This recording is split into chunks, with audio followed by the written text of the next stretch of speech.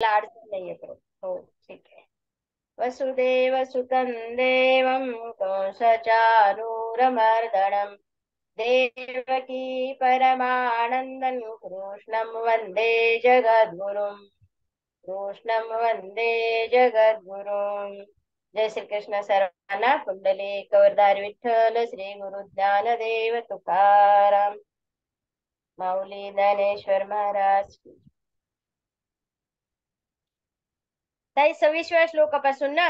हो, 26 ते 5 श्लोक पुढे. 5 श्लोक पुढे. हा.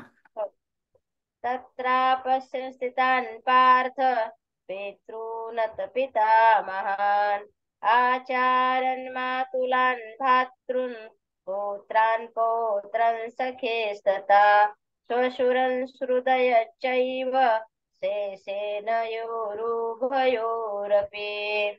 व्याख्या. तत्रापश्येत सेनयोरुभयोरपि.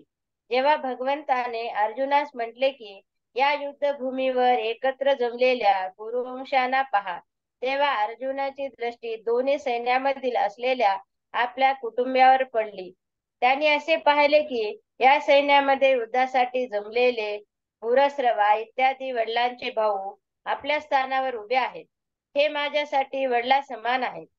भीष्माचार्य, सोमदत्त इत्यादी पितामह उभे आहेत. द्रोणाचार्य, कृपाचार्य इत्यादी गुरु उभे आहेत. पुरजित, कुंतीभोज, शल्य, शकुनी इत्यादी मामा उभे आहेत.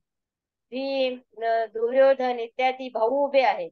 अभिमन्यू, घटोत्कच, लक्ष्मण, दुर्योधनाचा पुत्र इत्यादी माझे आणि माझ्या भावांचे पुत्र उभे आहेत. हे माझे पौत्र आहेत. या दुर्योधनाचे अश्वत्थामा इत्यादी मित्र उभे आहेत आणि तसेच आपल्या पक्षात मित्र देखील उभे आहेत. द्रुपद, शैब इत्यादी सासरे उभे आहेत.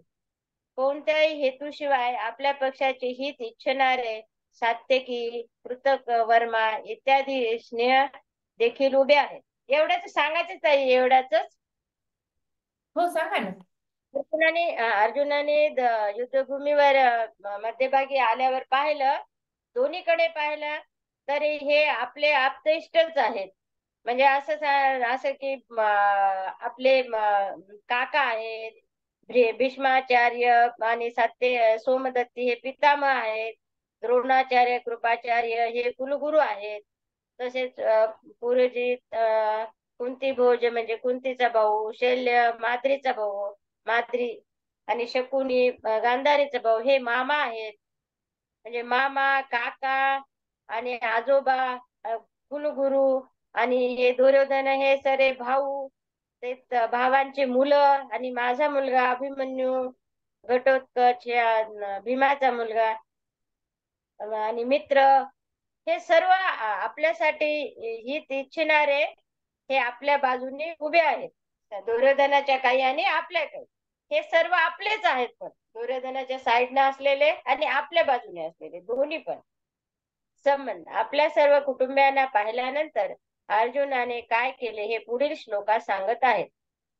तान समीक्षच कोणतेय सर्वान बंधून वस्थितान कृपया पर्याविष्टो विषिदंदम ब्रवीत.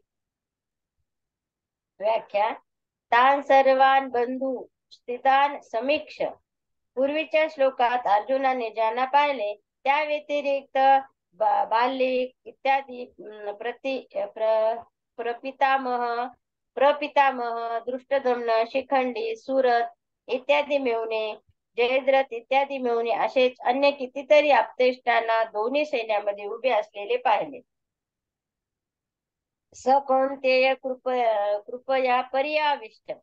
या पदात स कौंतेय म्हणण्याचे तात्पर्य असे आहे की माता कुंतीने ज्यांना युद्ध करण्याचा संदेश दिला होता आणि माझ्याशी 2 हात करणारे कोण कोण आहेत असे मुख्य मुख्य योद्ध्यांना पाहण्यासाठी शूरपणाने म्हणून ज्याने भगवान श्रीकृष्णाला आपला रथ दोन्ही सैन्याच्या मध्यभागी उभा कराव्यास सांगितले होते, तेच अर्जुन अत्यंत भयभीत होतात.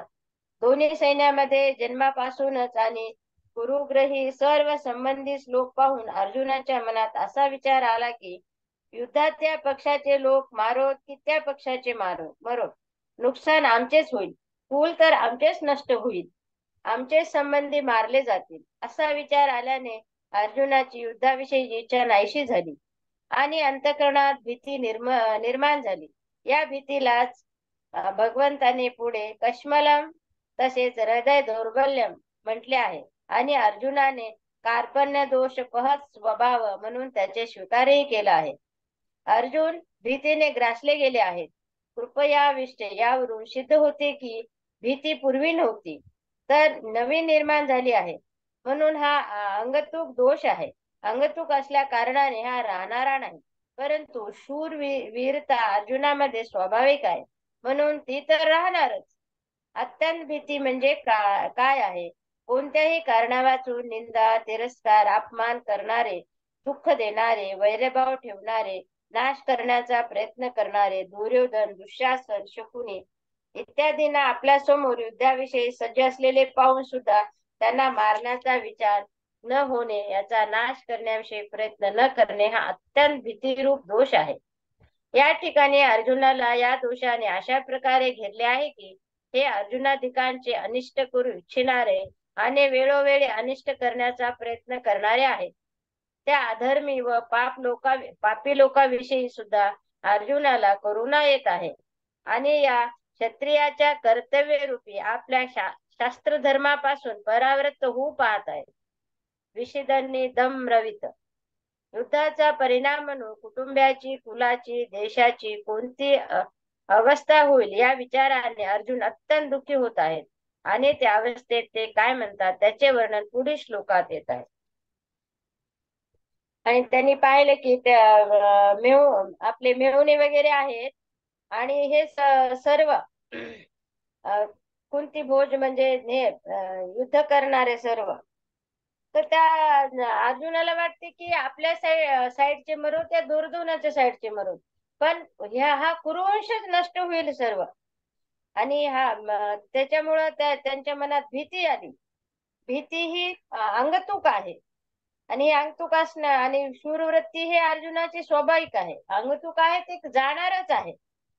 भीती कशाला म्हणते ह्याचं वर्णन केले. म्हणजे काही कारण नसताना निंदा, तिरस्कार, अपमान, दुःख देणारे, वैरभाव असेच दुर्योधन, दुःशासन, शकुनी मामा ह्यांनी अर्जुनाला वगैरे छळतच होते, त्यांचे अन्याय करत होते. ते अन्याय करणारे असले तरी अर्जुनाला त्यांच्याबद्दल त्यांना मारावा असं वाटत नव्हतं. त्यांनी मरतील आपल्या युद्धाने असं त्यांना भीती वाटत होती. आणि युद्धाचा परिणाम म्हणून कुटुंबाची, कुलाची, देशाची कोणती अवस्था होईल या विचाराने अर्जुन खूप दुःखी झाले. पुढचे 2 श्लोक आता. दृष्टवेनं स्वजनं कृष्ण विवस्तु समुपस्थितं सदन्ति मम गात्राणि मुखं परशुष्यते वेपतुश्च शरीरे मे रोमहर्षस्य जायते गांडीव संसृते हस्तात् त्वक्चैव परिदह्यते न च शङ्को मे व्यवस्थातुं भ्रमतीव च मे मनः भ्रमतीव च मे मनः. दृष्टव्यं स्वजनं कृष्ण व्यवस्तुं समुपस्थितम्. अर्जुनाला कृष्ण नाव फार आवडत होते. हे संबोधन गीतेमध्ये 9 वेळा आले आहे. भगवान श्रीकृष्णासाठी दुसरे कोणतेही संबोधन इतक्या वेळेस आले नाही. तसेच भगवंताला अर्जुनाचे पार्थ नाव फार आवडत होते, म्हणून भगवान आणि अर्जुन एकमेकाला बोलताना हेच नाव घेत असतात आणि ही गोष्ट लोकात प्रसिद्धही होती. या दृष्टीने संजयाने गीतेच्या शेवटी कृष्ण आणि पार्थ या नावाचा उल्लेख केला आहे. यत्र योगेश्वर कृष्णो यत्र पार्थो धनुर्धरः. धृतराष्ट्राने पूर्वी समवेता व्यूस्वा म्हटले होते आणि ते अर्जुनाने व्यूस्तून समुपस्थित म्हटले आहे. परंतु दोघांच्या दृष्टीत फार अंतर आहे. धृतराष्ट्राच्या दृष्टीत दुर्योधन इत्यादी माझे पुत्र आहेत आणि युधिष्ठिर इत्यादी पांडूचे पुत्र आहेत असा भेद आहे. म्हणून धृतराष्ट्राने ते मामका आणि पांडवका म्हटले आहे. परंतु अर्जुनाच्या दृष्टीत असा भेद नाही, म्हणून अर्जुनाने येथे स्वजनम म्हटले आहे. त्यात दोन्ही पक्षाकडील लोक येतात. तात्पर्य आहे की धृतराष्ट्राला तर युद्धात आपल्या पुत्राच्या दोन्हीकडील कुटुंबाच्या मरण्याच्या आशंकेने शोक होत आहे की कोणत्याही पक्षाकडील कोणीही मरो, परंतु तो तर आमचाच कुटुंबीय आहे. आतापर्यंत दृष्ट्वा हे पद 3 वेळा आले आहे. दृष्ट्वा तू पांडवानिकम व्यवस्थितं दृष्ट्वा धातृराष्ट्रात आणि येथे दृष्टवेन स्वजनम या तिन्हीचे तात्पर्य हे आहे की दुर्योधनाने पाहणे एकतर्फी होते, अर्थात दुर्योधनाची तर केवळ युद्धदृष्टीच होती, परंतु अर्जुनाचे पाहणे 2 प्रकारचे होते. पूर्वी तर अर्जुन धृतराष्ट्रपुत्रांना पाहून वीर श्रेणीने युद्ध करण्यासाठी धनुष्यबाण घेऊन उभे राहतात आणि आता स्वजनांना पाहून भीतीने युक्त होत आहेत, युद्धापासून उपरत होत आहेत. याच्या हातातून धनुष्य गळून पडत आहे. सदंती मम गात्राणी भ्रमतीवचे मनः. अर्जुनाच्या मनात युद्धामुळे भविष्य काळात होणाऱ्या परिणामाची चिंता होत आहे, दुःख होत आहे. या चिंतेचा दुःखाचा परिणाम अर्जुनाच्या संपूर्ण शरीरावर घटत आहे. या परिणामाविषयी अर्जुन स्पष्ट शब्दात सांगत आहेत की माझ्या शरीराचे हात, पाय, तोंड इत्यादी एक एक अवयव शिथिल होत आहेत. मुख कोरडे पडत आहे, ज्यामुळे बोलणे सुद्धा कठीण होत आहे. संपूर्ण शरीराला थरकाप सुटला आहे. शरीर सर्व रोमांचित होत आहे. या गांडीव धनुष्याच्या टंकाराने शत्रू भयभीत होत आहेत. तेच गांडीव धनुष्य माझ्या हातातून गळून पडत आहे. सर्व शरीरात दाह होत आहे. माझे मन भ्रमित होत आहे, अर्थात माझे काय कर्तव्य आहे हे मला कळेनासे झाले आहे. युद्धभूमीमध्ये रथावर उभे राहण्यासही मी असमर्थ होत आहे. असे वाटते की मी मूर्छित होऊन खाली पडेल. अशा अनर्थकारक युद्धामध्ये उभे राहणे सुद्धा एक पाप वाटत आहे. संबंध पूर्वी श्लोकामध्ये आपल्या शरीराच्या शोकजन्य 8 चिन्हाचे वर्णन करून आता अर्जुन भावी परिणाम सूचक शकुनांच्या दृष्टीने युद्ध करणे कसे अयोग्य आहे हे सांगतात. असं सांगितलंय की कृष्ण नाव हे अर्जुनाला खूप आवडत होते. हे भगवद्गीतेत 9 वेळेस आले आहे. आणि कृष्णांना सुद्धा पार्थ हे नाव खूप आवडत होते. म्हणून संजयाने अखेरच्या श्लोकामध्ये यत्र योगेश्वर कृष्णो यत्र पार्थो धनुर्धरा, कृष्ण आणि पार्थ हे दोन्ही संबोधलेले आहेत. आणि असं सांगितलं की धृतराष्ट्र समवेता व्योस्त्वहा असं म्हणतात. आणि अर्जुन हे व्योसून समुपस्थितम, ह्या दोन्ही फरक काय तर समवेता व्योसूना युद्ध करणारे माझे आणि पांडव असं त्यांच्यात भेद आहे. पण अर्जुन व्यवस्थून समुपस्थितम म्हणजे त्यांच्यात कौरवाकडचे आणि पांडवाकडचे यांच्या मध्ये भेद नाहीये असं सांगितलेलं आहे. आणि हे दृष्टव पद हे 3 वेळेस आलेलं आहे हे सांगितलंय. दुर्योधन हा एक तर म्हणजे तो त्याने युद्धाचं निरीक्षण केलं होतं, पण तो एकतर्फी होता आणि त्याला युद्ध करायचंच होतं. पण अर्जुन मात्र ते सर्व योद्धे पाहून त्यांच्या हातातून धनुष्यबाण गळून पडलं. अर्जुन म्हणतात की देवा, ह्या युद्धाचा परिणाम भविष्य काळात काय होईल याची चिंता वाटते, दुःख वाटते. त्या चिंता आणि दुःखाचा परिणाम म्हणून माझ्या शरीराला घाम फुटला आहे. हात, पाय, तोंड एक एक अवयव शिथिल झालेले आहेत. सर्व शरीर थरथर कापत आहे आणि माझ्या हातातले गांडीव धनुष्य हे गळून पडले आहे. देवा, मी युद्धभूमीवर उभा आहे. मी युद्ध करण्यास असमर्थ आहे. असं वाटते की मी मूर्छित येऊन खाली पडेल की काय. अनर्थकार युद्धामध्ये उभे राहणे सुद्धा पाप आहे असे मला वाटते. ताई 31वा घेऊ का? म्हणजे थांबूयात आपण इथेच. चल. हा, कारण का काल आता काल वेगळे एक जास्ती सांगितलं नाही ताई, प्रत्येक श्लोकावर सांगितले मी. हो, छान सांगितलं उलट. शेवटच्या बरं. शेवटच्या श्लोकामध्ये अर्जुनाची द्विधा अवस्था सांगितलेली आहे थोडक्यात. हा, दुधावीस आहे हा, सुरुवातीला वाटतं ते त्याला परत की युद्ध करावं, पण नंतर परिणाम जेव्हा बघतो तेव्हा असं वाटतं की हे कशासाठी करत आहोत पण पूर्णपणे. हे तर खूप पाप आहे हा. आणि या पापामुळे नरक बघेल आणि असं होईल की मला स्वर्गही नाही ना राज्यही नाही मिळणार. नरकही नाही मिळणार, बरोबर आहे अगदी. छान सांगितलं ताई, समजून पण छान सांगितलं आणि वाचलत पण छान. सर्वांनीच छान वाचलत. आता थँक्यू. शेवटचा एक गीत कोण म्हणणार होता आज? हँड रेस करा ताई, गीत म्हणणार आहे.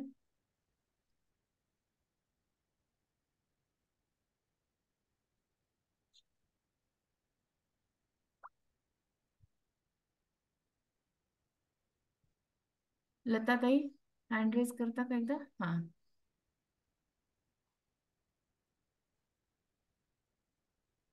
आहेत का ताई त्या? आहेत आहेत, अनम्यूट व्हायला लागलेत. आवाज येतो का ताई? हो हो, येतोय ताई. हॅलो, हो म्हणू का? हो, म्हणा. आवाज येतोय ना? हो हो हो, शंकराचं भजन आहे. बर. शिव शिव म्हणता मन शिव होई, शिव शिव म्हणता म शिव मन होई, अद्वैताचा अनुभव येई, अद्वैताचा अनुभव येई, नयनी श्री शिव वदनी श्री शिव, शिव शिव म्हणता मन शिव होई, शिव शिव म्हणता शिव मन होई, ज्ञानी श्री शिव भजनी श्री शिव, ज्ञानी श्री शिव भजनी श्री शिव, अंतरीचा शिव जाणून घेई, अंतरीचा शिव जाणून घेई, शिव शिव म्हणता मन शिव होई, शिव शिव म्हणता मन शिव होई, नीलकंठ हरी श्री गंगाधर, नीलकंठ हरी श्री गंगाधर, उमाकांत तो सखल दुःख हर, उमाकांत तो सखल दुःख दर, शिव शिव म्हणता मन शिव होई, अद्वैताचा अनुभव येई, अद्वैताचा अनुभव होई,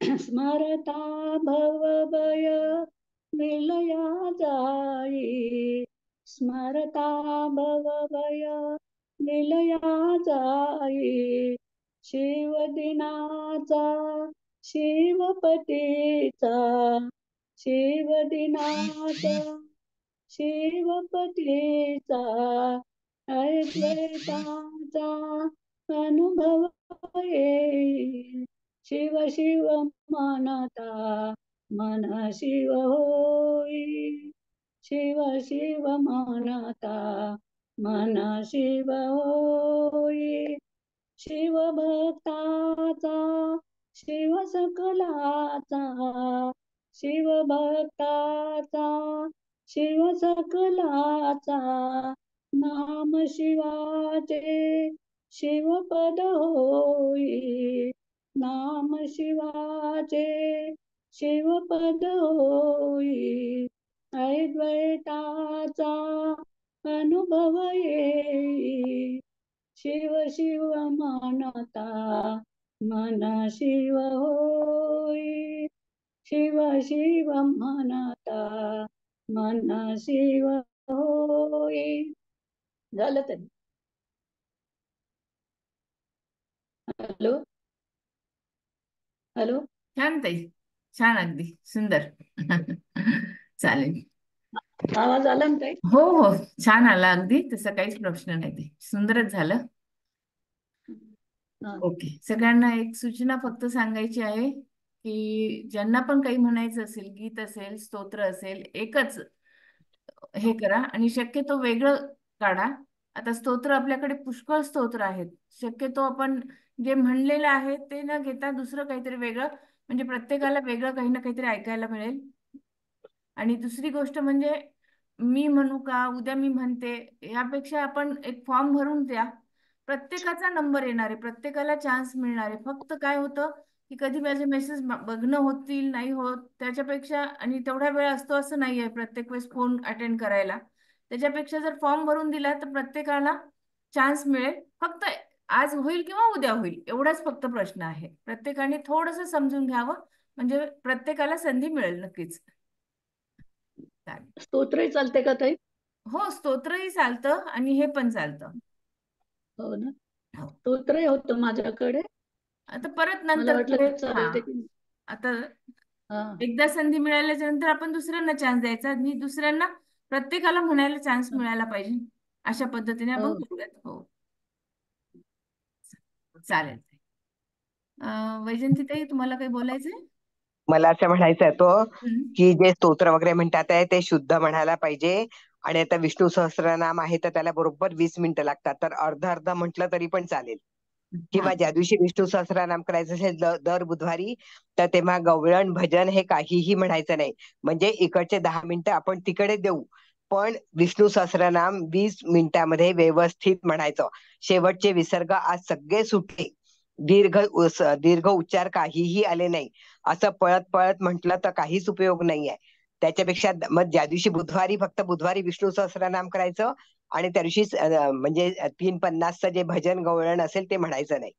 म्हणजे चालेल. इकडचे 10 मिनिटं आपण ठीक तिकडे आहे. देऊ. नाही, तसंच आपण आता प्रत्येकाला हे तर नक्कीच आहे की तुम्ही जे सादर करता ते प्रत्येकाकडे हो चाललेलं आहे. आपण जवळपास 500 लोक आपल्याला पाहतायत, हो हो ऐकतायत. तर प्रत्येकाला ते व्यवस्थितच म्हणायला हो. बघितलं पाहिजे. कुठलंही वाचन आणि असो नाही तर मग हो स्तोत्र असो, कुठलंही काही असो, तर ते आपण आपल्याकडून व्यवस्थित द्यायचा प्रयत्न हो. करायचा प्रत्येकाला. आणि विष्णू सहस्त्रनाम अर्ध एकीने म्हणा, अर्ध दुसरीने म्हणा, म्हणजे एका दिवशी दोघींना चान्स मिळेल. हम्म. हा, ते पण आहे. 108 आहेत ना, ते 108 पैकी 50 ते एकीने म्हणायचे आणि नंतरचे 58 आहे ते एकीने म्हणायचे. म्हणजे एका दिवशी दोघींना चान्स मिळेल बुधवारी. म्हणजे जी भजन गवळण म्हणणार आहे तिने नंतरचे म्हणायचे. हरकत नाही. असं दोघींना चान्स द्यायचं. एकीचा खूप श्वास लागतो, दीर्घ उच्चार होत नाहीये, घाईघाईत पळत पळत ते म्हटलं जातं. आणि बरोबर. विष्णू सहस्त्रनामला हे नाहीच आहे की चुका केल्यान चालतं आहे, हे चालतच नाही. त्याला इतकं कडक आहे ते. आम्हाला तर जेव्हा शिकवलं तेव्हा आम्हाला फार कडक सांगितलंय की स्पष्ट म्हणा म्हणून. बरोबर. नाही. तसंच आता आता यांनी जे म्हटलं ना साधक संजीवनी, तर ते डबल डबल अर्थ खूप आले. तर पुस्तक वाचताना आधीच टिक मार्क करायचं की आपल्याला काय वाचायचं आहे. ते यत्र योगेश्वर ते दोनदा आलं, ते दृष्टवेवम, त्याच्यात काय होतं, वेळ होतो, वेळ वाया जातो आणि नॉलेज काहीच मिळत नाही दोनदा वाचण्यामध्ये. का की मी आता अगदी काळजीपूर्वक सगळं ऐकलं. तर ते जो अर्थ वाचायचा तो एकदाच वाचायचा, दोन दोनदा नाही वाचायचा ना. वेळ जातो, सगळ्यांचा वेळ जातो. त्याच्यापेक्षा एखादा श्लोक त्याच्यात झाला असता. नाही, ठीक आहे, हरकत नाही. हा, म्हणजे काळजीपूर्वक वाचायचं. म्हणजे माझं म्हणणं आहे की चालेल. आपण सगळे. आपण हो, नंतर बोलूयात परत. हो, चालेल. चालेल चालेल वेळ चालेल, झाले झालेला आहे की. आता. हा, हो, चालेल. झाले झाले, चला. जय चला, श्रीकृष्ण. जय श्रीकृष्ण हो. सर्वांना. फक्त खबरदारी घेऊयात आपण सगळ्यांनीच मिळून.